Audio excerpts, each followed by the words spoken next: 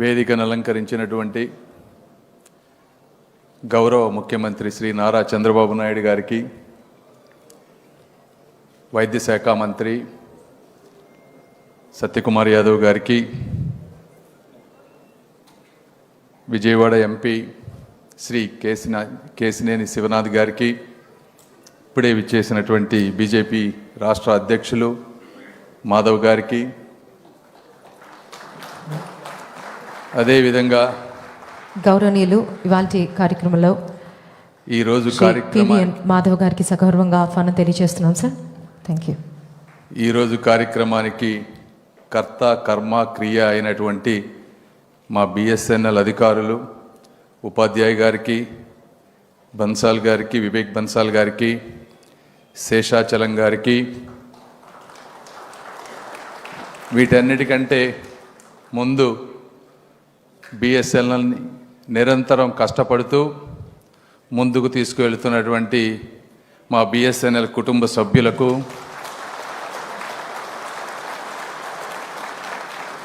గుంటూరు విజయవాడ ప్రాంతం నుంచి వచ్చినటువంటి కూటమి నాయకులకు, కార్యకర్తలకు, పాత్రికేయులకు అందరికీ కూడా మనస్ఫూర్తిగా ధన్యవాదాలు. ఒక్కసారి చరిత్రలోకి వెళ్ళి చూస్తే, నేను చిన్నప్పుడు మున్సిపల్ హై స్కూల్లో చదువుకునేటప్పుడు ఒక టెలిఫోన్ కనెక్షన్ కావాలంటే ఆ రోజుల్లో ఎమ్మెల్యే కానీ ఎంపీ కానీ పర్మిషన్ ఇవ్వాలి. వాళ్ళ లెటర్ ఉంటే ఆ రోజుల్లో కనెక్షన్ వచ్చేది. ఇది నాకు ఇప్పటికీ కూడా గుర్తుంది. ఎందుకంటే ఆ రోజుల్లో మా ఎమ్మెల్యేగా ఉన్నటువంటి డాక్టర్ కోడెల శివప్రసాద్ గారి దగ్గరికి వెళ్ళి లెటర్ తీసుకొని ల్యాండ్ లైన్ కనెక్షన్ తీసుకొచ్చినటువంటి రోజులు ఆ రోజులు. అయితే ఆ రోజు నుంచి ఈ రోజుకు జరిగినటువంటి పరిణామాలు తీసుకుంటే ఈ భారతదేశ గతిని టెలికాం రంగంలో ముఖ్యంగా మార్చినటువంటి వ్యక్తులు ముగ్గురు ఉన్నారు. ఒకటి, టెలికాం తలుపులు తెరిచి కనెక్టివిటీకి కొత్త దారులు వేసిన మహానేత వాజ్పేయి గారు, అటల్ బిహారీ వాజ్పేయి గారు. రెండు, ఆధునికత, అభివృద్ధి, సాంకేతికత అనే పదాలకు అర్థమైనటువంటి నా ప్రియతమ నేత, మనందరి ప్రియతమ నేనటువంటి గౌరవ ముఖ్యమంత్రి శ్రీ నారా చంద్రబాబు నాయుడు గారు. ఆ రోజుల్లో ఈ విధమైనటువంటి ఇబ్బందులు ఉన్నప్పుడు వాజ్పేయి గారు దీని మీద ఆలోచన చేయగలిగేటువంటి శక్తి ఉన్నవాళ్ళు ఎవరు, విజన్ ఉన్నవాళ్ళు ఎవరు, కష్టపడి చేయగలవారు ఎవరు అని చెప్పి ఆలోచించినప్పుడు వాజ్పేయి గారికి కనపడినటువంటి యంగ్ విజనరీ లీడర్ మన నారా చంద్రబాబు నాయుడు గారు. ఆయన వీరిని చైర్మన్గా పెట్టి ఒక కమిటీ వేస్తే ఆ రోజుల్లో కమిటీ రిపోర్టు స్టడీ చేసి 3 విషయాలమైన ఒక స్పష్టత ఇచ్చారు. ఒకటి, ఆ రోజుల్లో ఫోన్ అంటే ఇందా చెప్పారు సత్యకుమార్ గారు, ఒక సెల్ ఫోన్ నుంచి కానీ ఒక కాల్ చేయాలంటే దాదాపుగా 50 రూపాయలు 100 రూపాయలు పడేది ఒక మినిట్కి మాట్లాడాలంటే. రేటు తగ్గించడం ఎలా? రెండోది, రూరల్ కనెక్టివిటీ, విలేజెస్లో ప్రతి ఒక్కరికి ఫోన్ అందించడం ఎలా? మూడోది, హై స్పీడ్ ఇంటర్నెట్ ఎలా గ్రామానికి తీసుకువెళ్ళాలనేటువంటి 3 బృహత్తరమైన కార్యక్రమాలకి విజన్ ఇచ్చినటువంటి చైర్మన్ శ్రీ నారా చంద్రబాబు నాయుడు గారు. ఆ రోజున ఎప్పుడు చెప్తా ఉంటే టెలిఫోన్ ఈ విధంగా అందరి చేతుల్లోకి ఎలా వచ్చింది అని మాట్లాడేదానికి రూపకర్త చంద్రబాబు నాయుడు గారు. ఆ రిపోర్టు తీసుకొని ప్రైవేట్ ప్లేయర్స్ని ఎంకరేజ్ చేసి కాంపిటీషన్ పెంచి కాల్ డేటా రేట్స్ తగ్గిస్తే ఈ రోజున 300 రూపాయల నుంచి 9 రూపాయల వరకు డేటా కాస్ట్ తగ్గింది. వీళ్ళిద్దరూ ఆ రోజున బిఎస్ఎన్ఎల్ కూడా అద్భుతంగా ఉండేది. 2004 వాజ్పేయి గారి గవర్నమెంట్ వెళ్ళేటప్పటికీ బిఎస్ఎన్ఎల్ ఆదాయం సంవత్సరానికి 32,000 కోట్ల రూపాయలు, 6,000 కోట్ల రూపాయలు నెట్ ప్రాఫిట్ ఉండేది. దాదాపు 2.5 లక్షల మంది ఎంప్లాయీస్ ఉండేటువంటి బిఎస్ఎన్ఎల్ సంస్థ. అలాంటి సంస్థ గడిచిన తర్వాత 2004-14 మధ్య కాంగ్రెస్ యూపీఏ గవర్నమెంట్ వచ్చింది. ఆ చరిత్ర మీకు తెలుసు. 2G స్కాములు వీటన్నిటితోటి బిఎస్ఎన్ఎల్ సంస్థ మెల్లగా కిందకు వస్తూ ఉంది. మళ్ళీ 2014 తర్వాత ఇప్పటివరకు 2 నాయకుల పేర్లు చెప్పాను. మూడో ఒక నాయకులు దూరదృష్టి, దృఢ సంకల్పం, దేశభక్తి కలిగినటువంటి మూడవ నేత మన నరేంద్ర మోదీ గారు 2014లో వచ్చారు. వారు వచ్చిన తర్వాత ఒక ప్రణాళికాబద్ధంగా దేశం మొత్తం ఏ విధంగా ఉండాలనే దానికి ఒక బ్లూ ప్రింట్ తీసుకొని digital India, Atmanirbhar Bharat, make in India ఇలా మల్టిపుల్గా పెట్టుకొని చేస్తే ఈరోజు ఎన్నో మైలురాళ్ళు ఇండియా సాధించింది. ఆ రోజు 25 కోట్ల జనాభాకి బ్రాడ్బ్యాండ్ కనెక్షన్ ఉంటే ఈరోజు 100 కోట్ల మంది బ్రాడ్బ్యాండ్ కనెక్షన్ వాడుతూ ఉన్నారు. మ్యానుఫ్యాక్చరింగ్ రెవల్యూషన్ తీసుకొచ్చారు. 2014-15 మధ్య ఈ దేశంలో 60 లక్షల ఫోన్లు మ్యానుఫ్యాక్చర్ అయ్యాయి. ఈరోజు చూస్తే ప్రపంచంలో 2nd largest phone manufacturer and exporter India అయింది. 33 కోట్ల ఫోన్లు ఈరోజు దేశవ్యాప్తంగా తయారవుతూ ఉన్నాయి. అదేవిధంగా 2 లక్షల కోట్ల రూపాయల విలువ చేసే ఎగుమతులు ఈ ఫోన్ల ద్వారా వస్తూ ఉన్నాయి. అంటే ఈ విధంగా ఒకటి ప్రతి ఒక్కరికి ఫోన్ తీసుకొచ్చారు, మ్యానుఫ్యాక్చరింగ్ తీసుకొచ్చారు. స్టేజ్ 2లో మ్యానుఫ్యాక్చరింగ్ అంటే ఐఫోన్ వాళ్ళు ఇక్కడ పెట్టారు. మూడవ ప్రణాళిక ఇప్పుడు మనం చూస్తున్నటువంటి స్వదేశీ మ్యానుఫ్యాక్చరింగ్ కూడా మనమే ఇన్నోవేట్ చేసి డిజైన్ చేసి డెవలప్ చేసి డిప్లాయ్ ఎలా చేయాలనేటువంటికి వాటిని సుదీర్ఘంగా ఆలోచించి ప్రొడక్షన్ లింక్డ్ ఇన్సెంటివ్స్ ఇచ్చి స్టార్టప్స్కి ఫండింగ్ ఇచ్చి చేస్తే ఈ రోజున ఈ విధంగా ఇండియాలో మ్యానుఫ్యాక్చరింగ్ సెక్టర్ రెవల్యూషన్ అవుతుంది. ఇదే విధంగా ఇప్పుడు 4G టెక్నాలజీ గురించి మాట్లాడితే ఈ ప్రపంచంలో 195 ఇంకో 195 నుంచి 197 దేశాలు ఉన్నాయి. అయితే కేవలం 4 దేశాలు టెలికాం ఎక్విప్మెంట్ మ్యానుఫ్యాక్చరింగ్ చేస్తూ ఉన్నాయి. 1 Sweden, 2 Finland, 3 China, 4 south Korea. అంటే రష్యాలో కూడా ఈ మ్యానుఫ్యాక్చరింగ్ లేదు. మనది ఈ రోజున 5వ కంట్రీ. ఇది ఎలా సాధ్యమైందంటే నిరంతరం నాయకుల దృఢ సంకల్పంతో ఈరోజు ఉన్నటువంటి స్టార్టప్స్ని, గవర్నమెంట్ ఇన్స్టిట్యూట్స్ని ఇంటిగ్రేట్ చేశారు. ఇప్పుడు సీడాట్ ఉపాధ్యాయ గారు ఉన్నారు. 4Gకి కావాల్సింది సాఫ్ట్వేర్ కావాలి, హార్డ్వేర్ కావాలి, రెండోది వీటన్నిటిని ఇంటిగ్రేట్ చేసి టవర్స్ మీద ఇన్స్టాల్ చేయాలి. సాఫ్ట్వేర్ సీడాట్ మన గవర్నమెంట్ సంస్థ వాళ్ళు రాస్తారు. హార్డ్వేర్ వచ్చి తేజాస్ అనే స్టార్టప్ కంపెనీ తయారు చేసింది. TCS ఆ రెండింటిని ఇంటిగ్రేట్ చేసి ఈ రోజున దేశవ్యాప్తంగా 1,00,000 టవర్లలో ఫస్ట్ టైం 4G స్వదేశీ పెడతా ఉన్నాం. ఇది కూడా నేను కూడా చాలా గర్వంగా ఫీల్ అవుతా ఉన్నాం.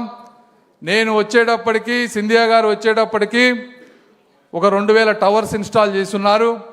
మేము వారం కూర్చొని నెలకి 10,000 టవర్లు ఇన్స్టాల్ చేసే విధంగా అన్నీ ఇంటిగ్రేట్ చేసి 10 నెలల్లో 1,00,000 టవర్లు ఈ రోజున బిఎస్ఎన్ఎల్ మొత్తం కూడా ఇన్స్టాల్ చేశాం.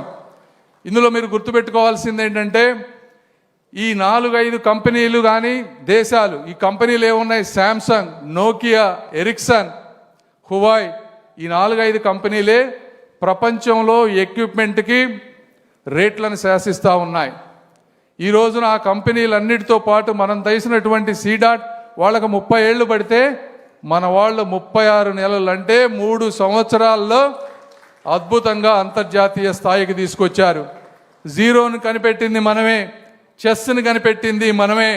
కాబట్టి 4G కానీ 5G కానీ మనం ఎందుకు కనిపెట్టలేమనేటువంటి ఒక దృఢ సంకల్పంతో ఈరోజు అందరూ పనిచేశారు. వారందరికీ కూడా నేను మనస్ఫూర్తిగా కృతజ్ఞతలు తెలుపుతా ఉన్నాను టెలికాం డిపార్ట్మెంట్ తరఫున. అదేవిధంగా కొంతమంది అడగొచ్చు, మీరు ఈరోజు అంతా 5G వాడుతూ ఉన్నాము, ఓన్లీ 4G మాట్లాడి మీరు ఎందుకు ఇట్లా చెప్తా ఉన్నారు అని. అయితే ఒకటి గుర్తుపెట్టుకోవాలి, ఈ రోజుకి కూడా 5G కేవలం 20 నుంచి 25% జనాభానే వాడుతూ ఉన్నారు. 5G ఎక్విప్మెంట్ ఉంటే సరిపోదు, వాడే హ్యాండ్సెట్స్ కూడా 5Gకి అటాచ్ అవ్వాలి. మన భారతదేశంలో 60-70% రూరల్ పాపులేషన్ ఉన్నారు. వాళ్ళు ఇప్పటికీ కూడా 2G, 3G, 4G ఫోన్లే ఉన్నాయి. కాబట్టి మొట్టమొదటిగా 4Gతో స్టార్ట్ చేద్దాం. ఇది స్టార్ట్ చేసిన తర్వాత ఒక్కసారి 4G కనుక్కున్నాక 5G అనేది ఇబ్బంది కాదు అని చెప్పి 4Gతో తీసుకొచ్చాం. ఈ 4G సాఫ్ట్వేర్ 5Gకి ఈజీగా అప్గ్రేడ్ అవుతుంది. ఇవి కాకుండా నేను ఈ సభాముఖంగా మీకు తెలియజేసుకునేది ఏంటి అంటే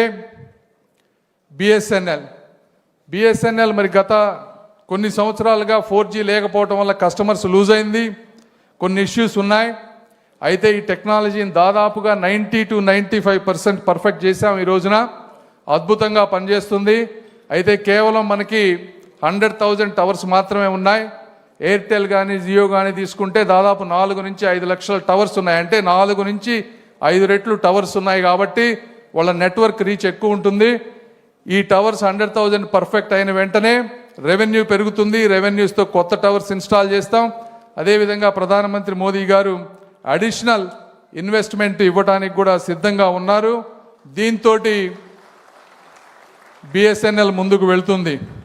ఈ బిఎస్ఎన్ఎల్ అనేది చాలా ఇంపార్టెంట్. ఎందుకు ఇంపార్టెంట్ అంటే ప్రైవేట్ ప్లేయర్స్ గ్రామాలలో ఆదాయం లేకపోతే ఎక్కువగా పెట్టలేరు.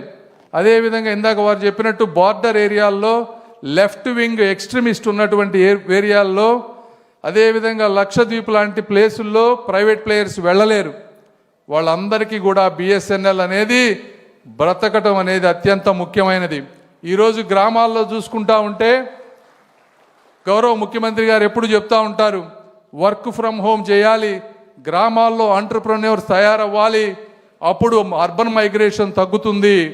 కాబట్టి గ్రామాల్లో చదివేటువంటి పిల్లలకి స్కూళ్ళలో ఇంటర్నెట్ ఉండాలి, ప్రైమరీ హెల్త్ సెంటర్లో ఇంటర్నెట్ ఉండాలి.